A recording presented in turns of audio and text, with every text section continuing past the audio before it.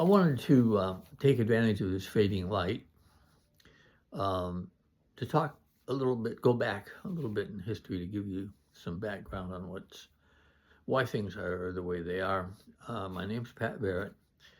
I talk a lot about MAGA and the intellectual background of MAGA and how Laura K. Field describes very well in her book Furious Minds.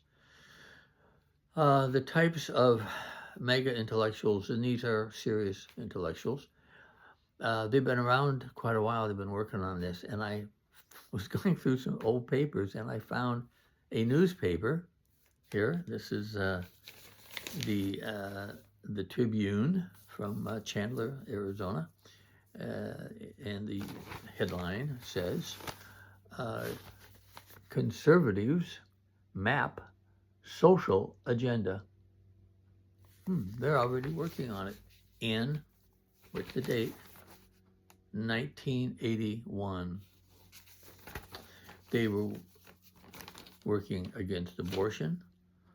They were trying to get prayer back in the schools and tuition tax credits. This is what we call vouchers and so forth, the charter school movement and other things they were up to. So, very important to know, first of all, what are they organizing against? Because they're very hostile. They talk a lot. Well, they really hate liberals. So there are two dates that you need to know about. They're both in the 20th century, in 1932 and 1954. In 1932, we had a severe depression. And I'm sure you read about this or been lectured about it in school. The country was so bad that one old guy I was talking to one time seemed like a very Republican kind of guy. And we talked about World War II. He was in World War II, and he was a frogman in World War II and underwater demolitions, preparing the Japanese-held beaches for the troops coming in. My dad was one of those troops, a Marine. He was very short, like me, and the landing craft would let him off a little far out, and he would sink. Like, fortunately, he was a real strong swimmer, and he managed to get into shore. But he reared back when he was talking to me. All of a sudden, out of the blue, says, "I don't know your politics." I said, "Oh boy, here comes Mr. Republican, right?" But he said, if it hadn't been for Roosevelt, this country would have gone communist. I was shocked. He was right. The Communist Party was very strong then because the country was in bad shape. Roosevelt worked hard to preserve capitalism and keep the country from going communist. But he did it by doing things like strengthening labor unions and so forth. Well, capitalists, in those days at least, failed to recognize the value of these things, and they hated Roosevelt for what he did. He stabilized wages so they couldn't play around with what they paid their workers. And this depression was horrible. Millions of people, men particularly in those days, men were the so-called breadwinners.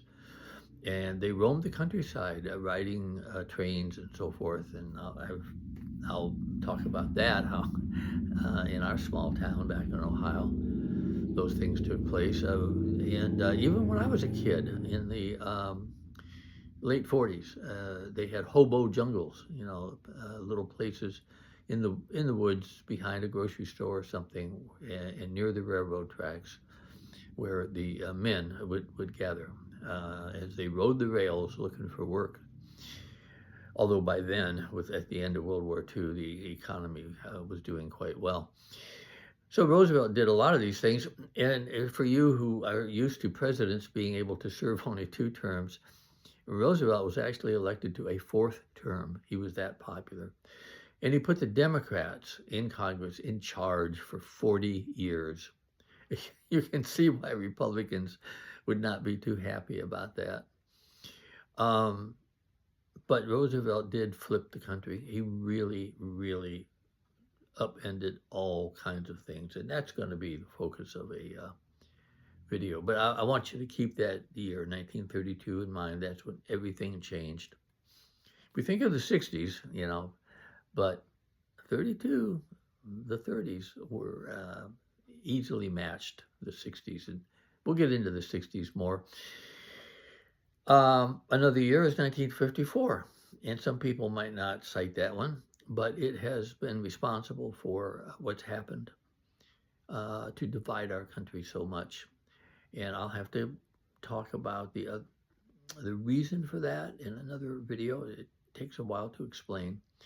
But in 1954, the Supreme Court declared that what were called separate but equal facilities, separate but equal facilities like schools, could not be segregated anymore by race. And the word at the time was segregation. So in my high school in the late 50s, that was a huge issue. Should black children be allowed to go to school with white children, even though their parents paid taxes for the schools? They had separate schools. My wife went to one of those schools in Texas when she was first, second grade. And then schools in Phoenix were segregated up until 1953. They integrated just before the Supreme Court decision. But that division led, or I'm sorry, not the division itself, but the ending of the division led to many other civil rights victories for black people who were beginning to gain their rights, especially the right to vote. And this has been opposed by conservatives all along. Many of them will deny that, but it's exactly what has motivated so many of them.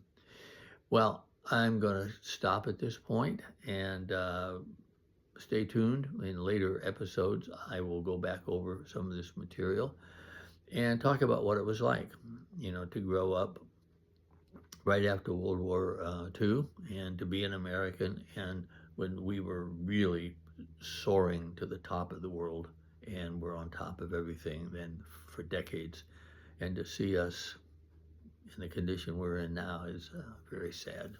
Thank you for watching. Subscribe and all the usual stuff. Comments. Love to hear your comments. Thank you.